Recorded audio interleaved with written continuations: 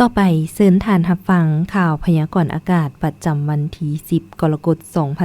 2026ความกดดันต่ำของอากาศร้อนยังสืบต่อปกคลุม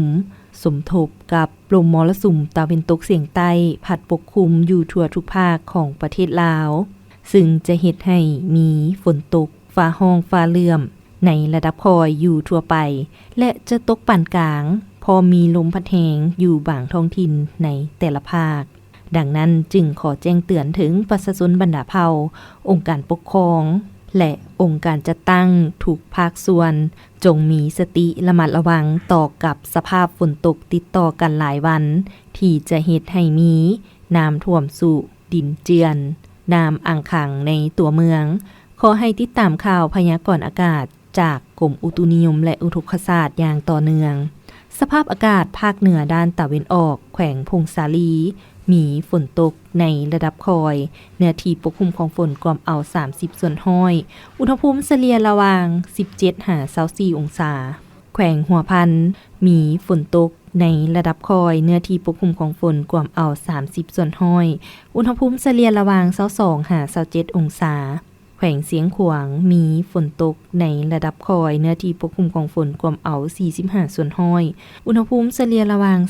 20-24องศาแขวงอุดมไซ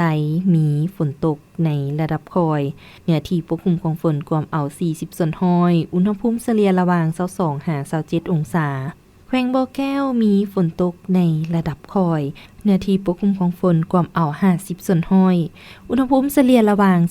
23-28องศาแขวงหลวงน้ำทามีฝนตกในระดับคอยเนื้อที่ปกคลุมของฝนกวมเอา50ส่วนห้อยอุณหภูมิเฉลี่ยระหว่าง22-28องศาแขวงหลวงพระบางมีฝนตกเป็นบริเวณกว้างเนื้อที่ปกคลุมของฝนกวมเอา50ส่วนห้อยอุณหภูมิเฉลี่ยระหว่าง23-29องศาแขวงไสยบุรีมีฝนตกในระดับคอยเนื้อที่ปกคลุมของฝนกวมเอา40ส่วนห้อยอุณหภูมิเฉลี่ยระหว่าง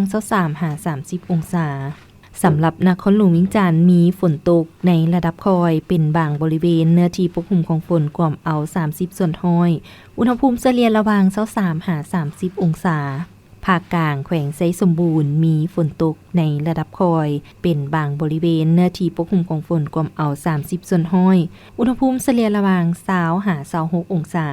แขวงเวียงจันทน์มีฝนตกในระดับคอยเนื้อที่ปกคลุมของฝนกวมเอา40ส่วนห้อยอุณหภูมิเฉลี่ยระหว่าง24-30องศาแขวงบริคำไซ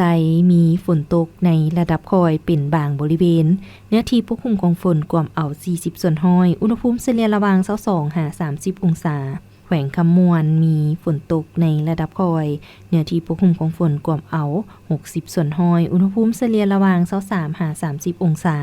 แขวงสวรรณเขตมีฝนตกในระดับคอยเนื้อที่ปกคลุมของฝนกวมเอา50ส่วนห้อยอุณหภูมิเฉลี่ยระหว่าง25-30องศาภาคใต้แขวงจำปาสักมีฝนตกในระดับคอยเป็นบางบริเวณเนื้อที่ปกคลุมของฝนกวมเอา50ส่วนห้อยอุณหภูมิเฉลี่ยระหว่าง14-30องศาแขวงสารวันมีฝนตกในระดับคอยเนื้อที่ปกคลุมของฝนกวมเอา40ส่วนห้อยอุณหภูมิเฉลี่ยระหว่าง23-26องศาแขวงเซกองมีฝนตกในระดับคอยเนื้อที่ปกคลุมของฝนกวมเอา50ส่วนห้อยอุณหภูมิเฉลี่ยระหว่าง19-29องศาแขวงอัตตปือมีฝนตกในระดับคอยเนื้อที่ปกคลุมของฝนกวมเอา30ส่วนห้อยอุณหภูมิเฉลี่ยระหว่าง22-32องศา